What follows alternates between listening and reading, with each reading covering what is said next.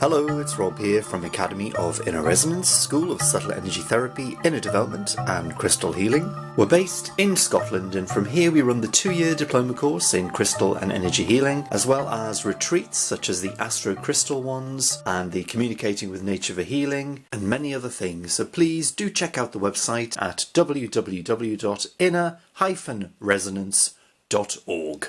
First, I'd just like to say thank you to everybody who's watching the videos, those who are liking, subscribing. It really means a lot to us. We've had a lot going on the last few years with moving the school up to Scotland, but now that's all set up, we're back to building this channel up, so lots more regular videos now on the way. Today, I would like to look at cleansing crystals energetically. In future, I'll be looking at when you should cleanse your crystals and the methods of how you cleanse your crystals and the differences between them. But for today, these are 8 reasons that I'm able to think of why you would need to cleanse your crystals. There might be more, and if you can think of any, please do add them in the comments below. Number 8. The mining process. In the past, crystals were often only found as a byproduct of mining for something else, but in recent years, the rise in their popularity, they can also now be mined just for themselves. And sometimes in this process, they may be using dynamite. Crystals can become traumatized as a result, so if you have got a crystal, this has happened to and you're aware of it, what you can do is give that crystal some healing and some rest. You could put the crystal on a bed of amethyst or within an amethyst geode, for example. You can also ask the crystal how you can help, and maybe you'll have inspiration as to what you can do with it.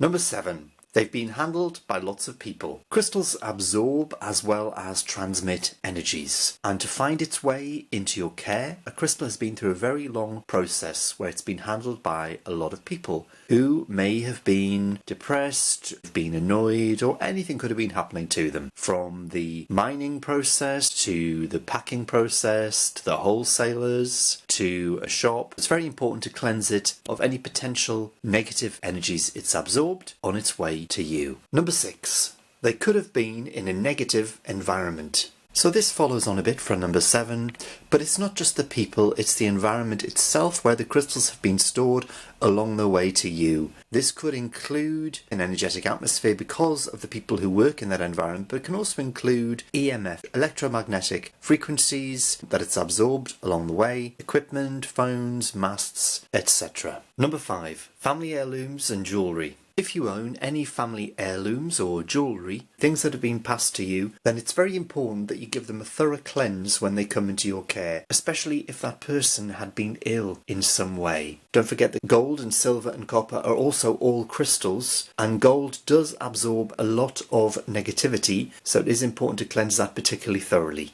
If you have any jewellery yourself also that you wear regularly, it's also a good idea to cleanse that too.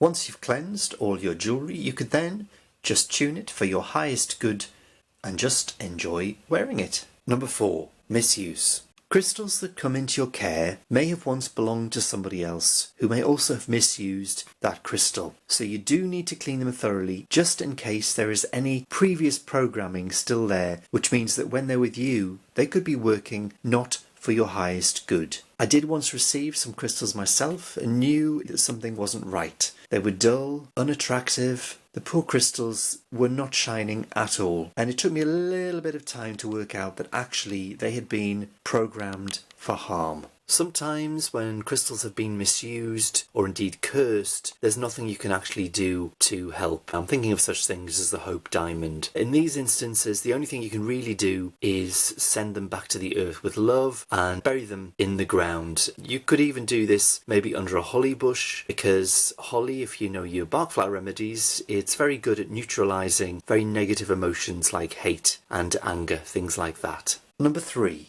Geopathic Sress. Geopathic stress is where there's a distortion of the Earth's natural electromagnetic field in some way. And because of that distortion, it can create illness potentially in the people who live there, or the animals, or plants and trees. Such things as underwater springs, running water, fault lines, the crossing of ley lines, cavities in the earth, etc. They can all be responsible for creating geopathic stress. And this can adversely affect crystals, which which may need more cleansing. If you're not sure about this area, the best thing to do is to get somebody who knows how to dowse for ley lines and for geopathic stress, and they can then advise you on the best way forward. The good news is crystals can also help. For example, you could place smoky quartz in certain areas of your home tuned to help with such a problem. Number 2, changing patterns and transformation. Whenever we do a lot of inner work where we've transformed ourselves and shifted a lot of stuff and moved up in vibration, it's important to cleanse all of your crystals. Otherwise, there is a possibility you could be taken back into those old patterns and vibrations that you thought you'd left. The reason is the crystals hold the vibration and frequency of where you have been before, and so if you don't cleanse them, they can pull you back into it. Of course, once you've cleansed them, they'll be able to then mirror and maintain you in the new vibration that you've reached. Number 1, so they can work at their best. By cleaning your crystals regularly, it means that they can fulfill their purpose and the reason that they came to you to the best of their abilities. What more could you ask for?